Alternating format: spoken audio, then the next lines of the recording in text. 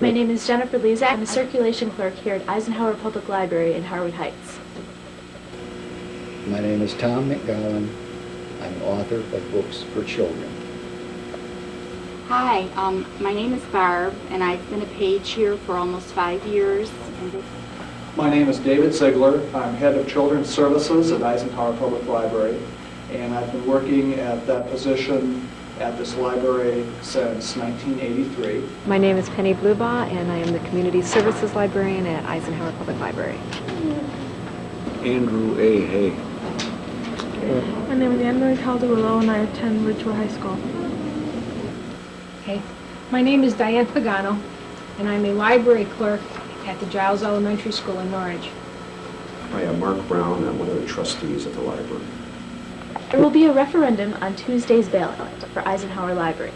In the next half hour, you'll hear firsthand the problems at Eisenhower, take a look behind the scenes in the back room, and hear about the drastic steps we must take to prevent overcrowding. So stay with us.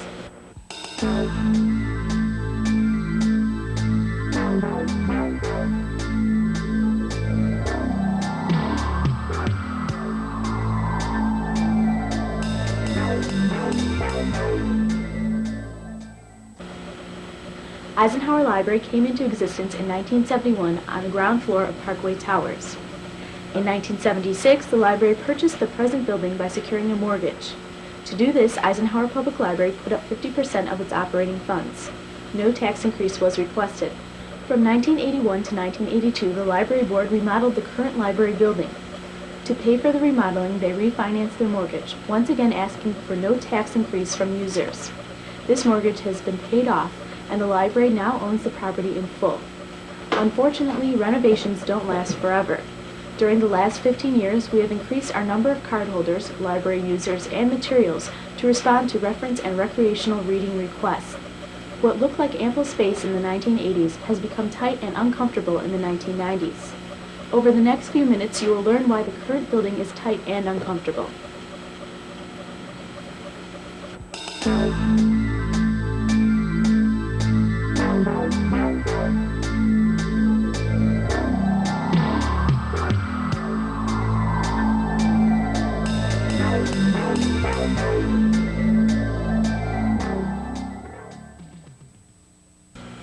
There are many problems with the current site. Anybody who's ever driven on this section of Olcott Avenue knows that this is an incredibly rough road. Both the staff and the patrons have had to wait long periods of time sometimes to try to get around the trucks that are unloading. In the evening, there's parking on both sides of the street. It's hard to just even get down the street safely without having to duck in and out of parking spaces to avoid oncoming cars.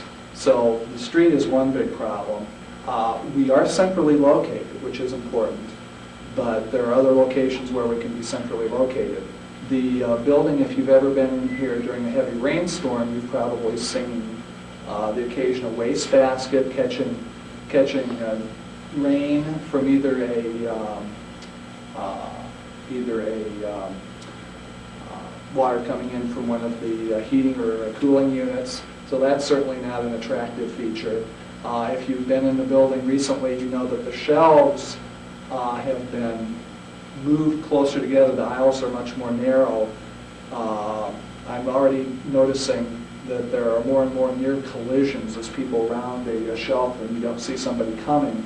In addition to which, it's almost impossible now to be in an aisle and have somebody else move through that aisle without one or the other having to give or having to flatten themselves against the shelves.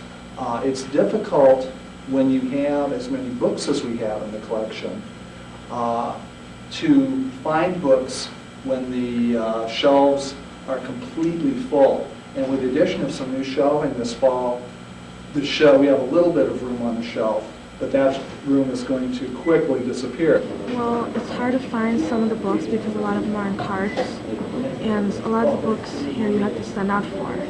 We're constantly buying new books, and we're constantly having to weed, but we constantly buy new books in order to try to keep up-to-date information and popular reading materials available. So overcrowding is a big problem. They're having to remove books from the shelves. But in my opinion, that's regrettable. For example, there's a very good history of a series of World War I written and published close after that period that had to be removed from the shelves simply because there was no longer room for it. And the thing that bothers me is that some future member of the community just may want to research that period of time and research some of those events, and that very, very excellent source is gone. And that's regrettable.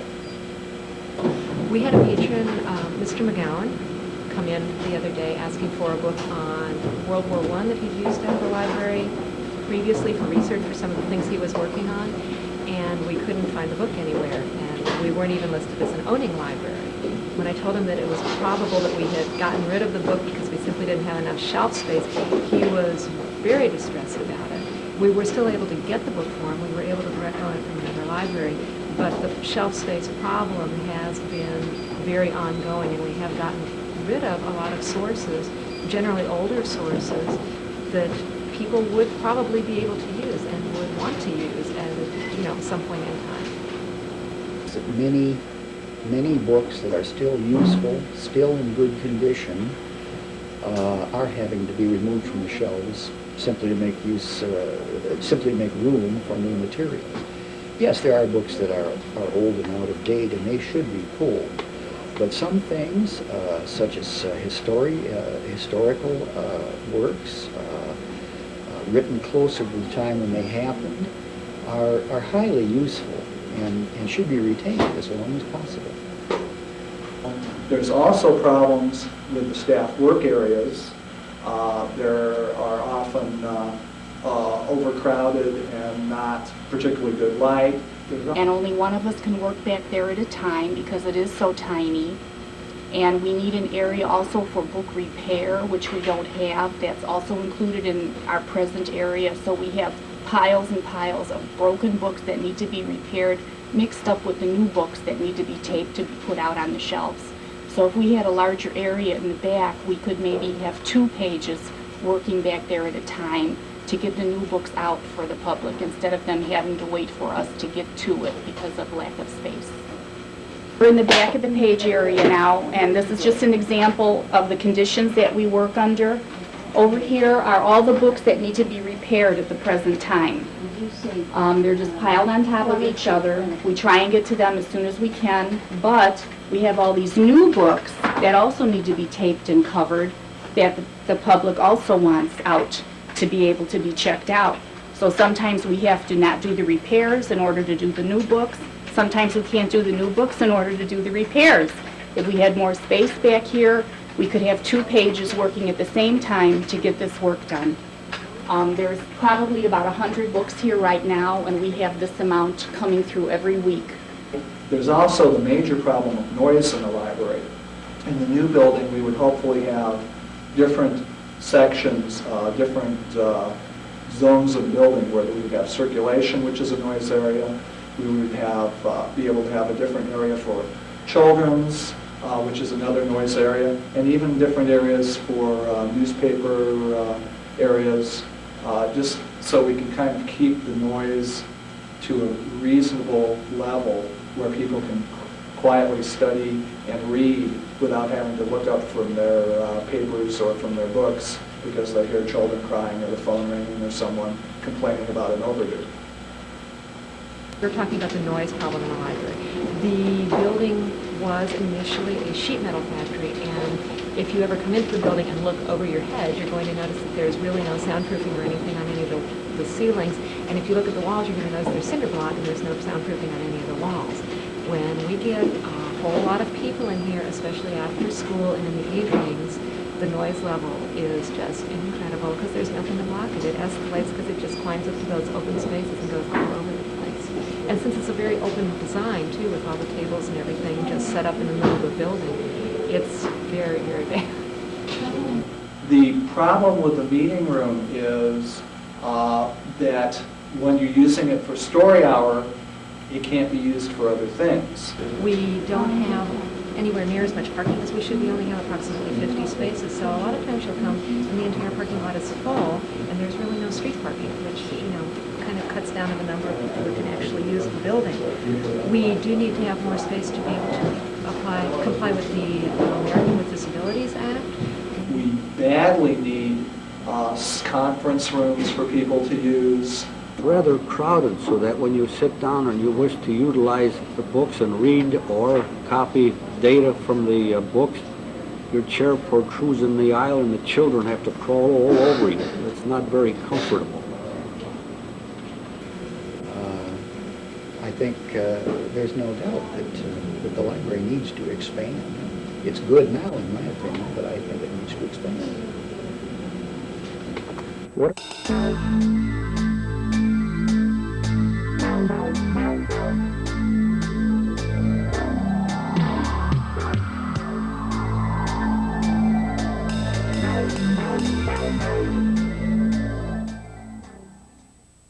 As a solution to some of the problems, if we were getting a new building, we would be able to open on Sundays, which is something that we're not currently able to do.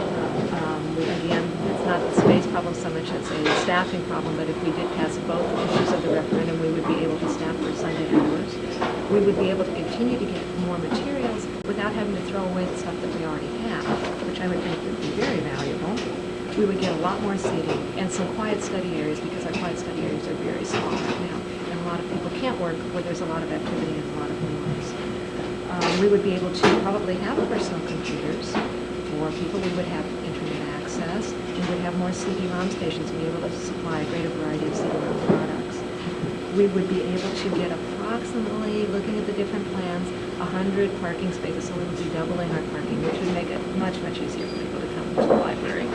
Now, a couple of the solutions that we have are this. We can build on the present site and expand next door, which is not the option that we want to look at. It's expensive to do it in two ways. Number one, we'd have to buy the lot next door, and we'd have to tear down this building. In addition to that, we'd have to move to another site for about 2 years and rent space somewhere to keep operating. What we intend to do is this. This is the site we've chosen. After about 15 sites that we've looked at, a couple of false leads, we found one at 4,700 on Aikido. They're very willing buyers. It's a much bigger space. It's bigger than the one we had looked at on Montrose on Aikido. The architect has looked it over. Right now, our plans allow for parking for over 100 cars on it. It's a 2-level building. That'll separate the meeting rooms on the first floor from the needs of the library on the second floor. So all your books and periodicals will be on the second floor. And when that's not being used, it can be locked off, and the meeting rooms can be used for the community downstairs. So both parts of this referendum are very important. The building is crucial. We have to have a new building. We can't continue to operate in this small building. But even with our building now, there's sometimes times when we have difficulty staffing it if not everyone is available or if someone is sick. We have to have additional staff to man this new building and to offer the increased hours that we're going to be offering with Sunday hours. If you don't put a new library up, is that you're going to start seeing a decline in education and a lot of the needs not being met in the area. I've also heard people say that perhaps we don't our patrons can be served just as well by going to other public libraries. This, I think, is rather irresponsible. I think that the community deserves a good public library. And why should our community be a burden on other communities? Why should we be expecting our community members to have to go over to Schiller Park or to go over to Elmwood Park or to go all the way downtown to Chicago Public Library? We should be able to provide good services, library services in this community. Ridgewood's library differs from Eisenhower because now, like during the evening, I couldn't go back and check a book out, or I couldn't like go check a CD. In many cases, have unique sources that the schools don't have. The individual school libraries cannot afford to buy some of the reference sources that we can. So therefore, children are able to come here and get additional information that they can use and need to use in order to complete their assignments. And we're not just talking about elementary, we're not just talking about junior high, we're not just talking about high school. There are college students that come in and use us. There are some areas of the collection where they can have enough materials to help them, or we can send for other materials, which is also the case in high school assignments sometimes, or people are working on a science fair project. On the other hand, Eisenhower is definitely not just for children. Every morning there are large groups of adults, some seniors, some not seniors, that are in here. People are definitely reading the newspapers here. We have a number of newspaper subscriptions, I think probably somewhere between 16 and 20 different newspaper subscriptions. In addition, we have over 200 magazines. We have issues of Consumer Reports and the New York Times and Time Magazine that go back 20 and 25 years. You can't go to the corner newsstand and get those articles if you need them. And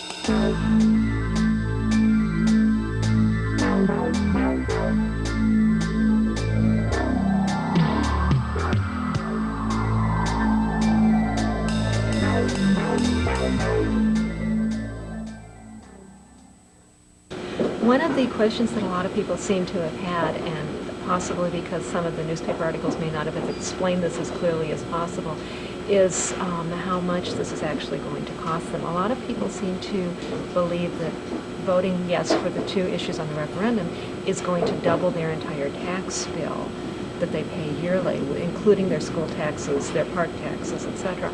And that's not the case. It would double approximately on a $150,000 home, double the taxes that you are paying to the library. This would mean that within a 3-year period, your taxes would have increased approximately $60. Now, the referendum is going to ask you to vote on two issues. One will be a tax increase to help pay for the increased needs that we have at the library, plus another one to help us to raise a bond to build a new library. The bond and the tax increase are pretty moderate when you break them down. For a family that has a house that's worth about $150,000, it comes down to about $56 a year, somewhere in that area. It comes down to under $6 a month. And if you break down what $6 a month can buy you, half a pizza, one magazine, maybe a rental and a half from Blockbuster, it's pretty moderate for the amount of stuff you get here. You have access to over 77,000 books right now. By the year 2010, we're going to have a need for over 114,000 books. We've got thousands of CDs. We're going to have many, many more. If you've got a computer, and most people do today, CD-ROMs are a necessity, and we intend to build on that. But we don't have the space right now. And again, walk through it to find out exactly what it is, and you understand the problem. Again, the tax problem has come up before, and people have asked, but surprisingly the people that I've talked to, and many of them senior citizens, have not been against this thing. Senior citizens have a lot of options here.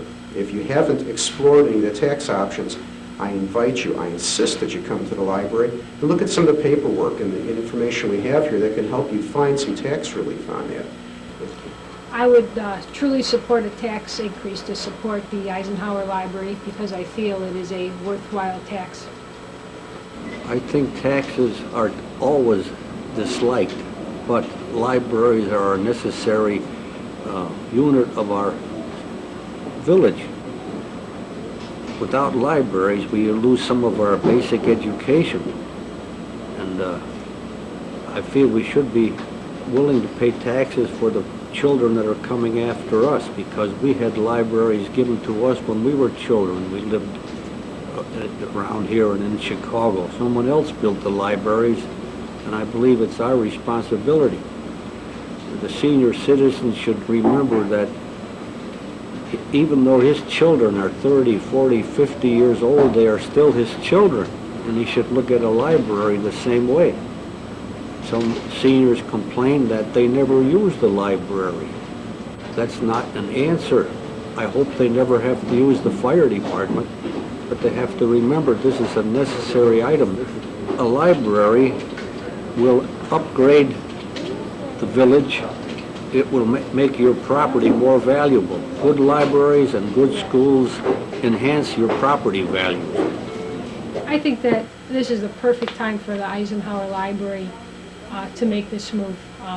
To me, I can see that there's more and more of each age group coming to the library. The age population of our students of our elementary school has grown. More families are moving in. The senior population is more active. It's just that it just seems like this is the time that the move should be made. There's land available.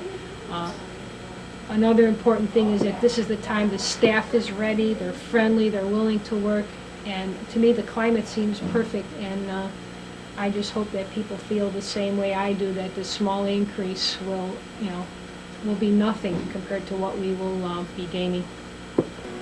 I think that it's a mark of civilization for a community to have a library.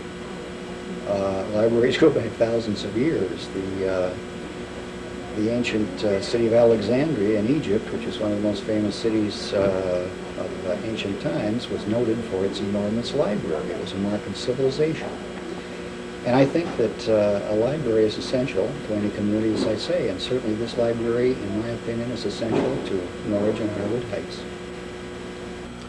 On November 4th, you're going to have the opportunity to decide whether or not it's something that you want to do for this area. I certainly hope that it's something that you consider voting on. As a trustee, I can't tell you which way to vote, but I can tell you that the need is there. The need is not going to go away. If you don't do it this year, it's only going to cost more next year, and if the real estate is available, it'll cost more on that too. Join us on Sunday afternoons when it's open. Join us on the new computers that will be here. Look at the internet. Look at all the CD-ROMs that are going to be added to it, and enjoy the benefits of this new community center. Come out and vote on November 4th, and thanks a lot.